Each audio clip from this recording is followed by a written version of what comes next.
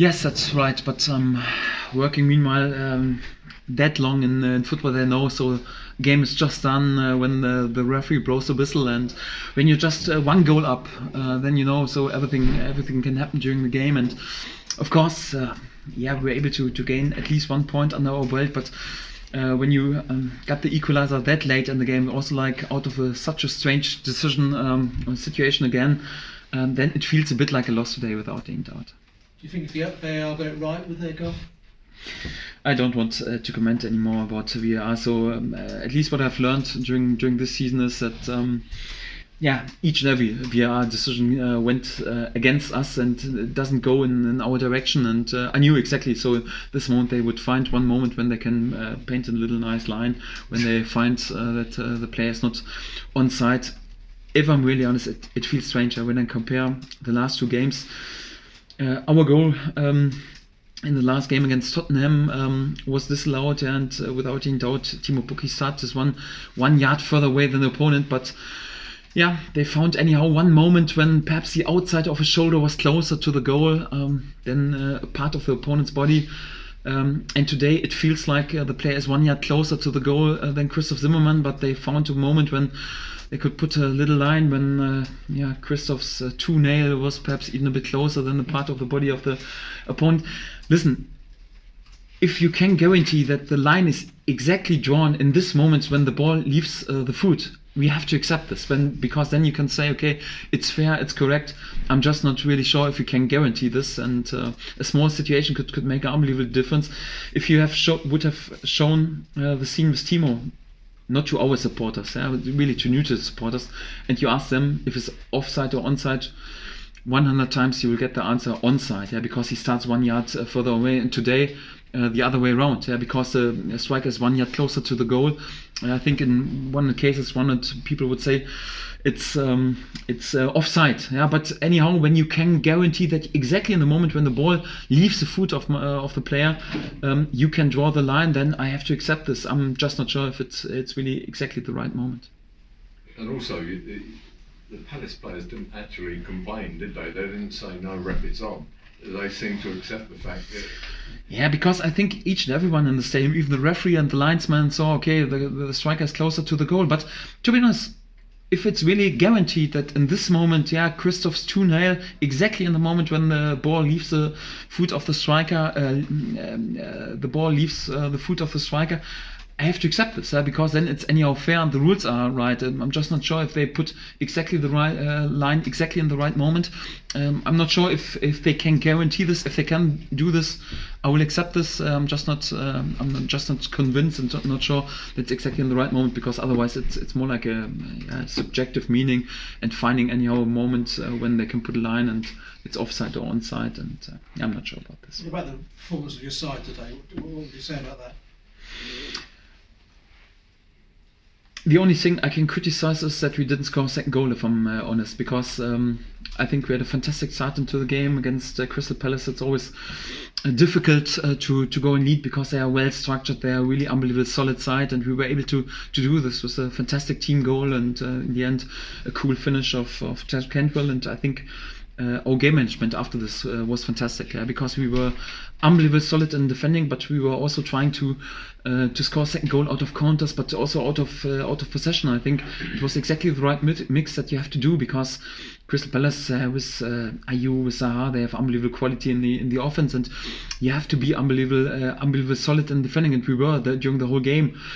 And we had also this chance to score a second goal when I think, for example, in the second half, the header of Kenny McLean, the Mario Funch on the far post, or the strike just out of a few yards of Kenny McLean on under the crossbar. We were pretty close to score a second goal, and of course it would have been the pre-decision. And but if you don't score the second goal, then on this level, of course, there are players like Zaha, he's rated with 50 or 60 million pounds or whatever, then he's able to do one magic in one moment. And sadly for us, he was then able to win this situation, 1-against-1 situation in the 88th minute, and was then able to assist because we are allowed this goal.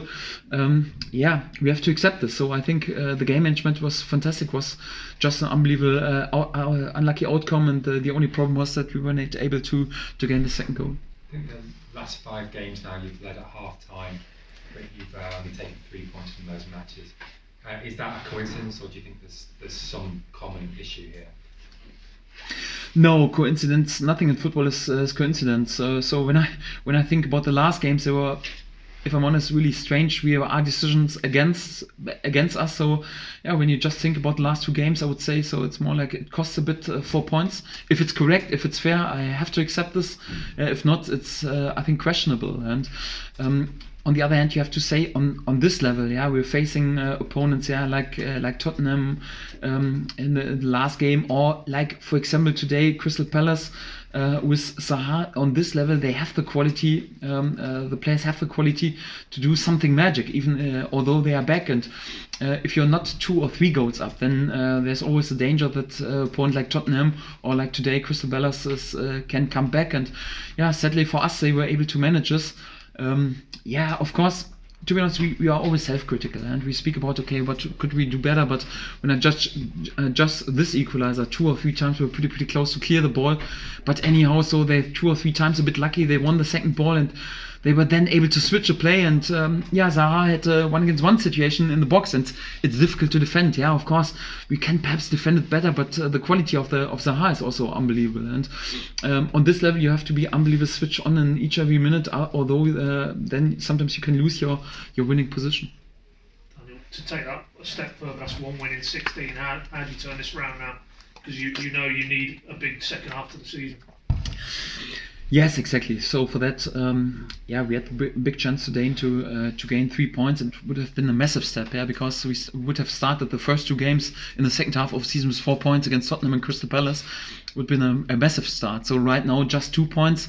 The result is not bad, 2 times back-to-back unbeaten, but yeah, it's not what we wanted. Of course, we wanted to win this game today. And it's difficult, without any doubt. So I spoke about it would be a great sensation and really like a little miracle if you're allowed to stay in this league in the end of the season. But one thing is for sure, we will keep going and try everything. We work on this miracle, and if we go further on with these performances, but also like with this attitude and game management, then we still have a chance. It will be a long road, without any doubt, because we have to come as close as possible to 40 points, and we need to add a few points. That's for sure. It will be unbelievably difficult, but we won't give up. But particularly when you get so close in a game like that and you just can't see it out. I mean, the belief must take a hit. I know you say these lads will continue to fight, but it must be tough week after week. You feel you're doing so many things right, and just in the final key moments of games, it's not quite where you need to be.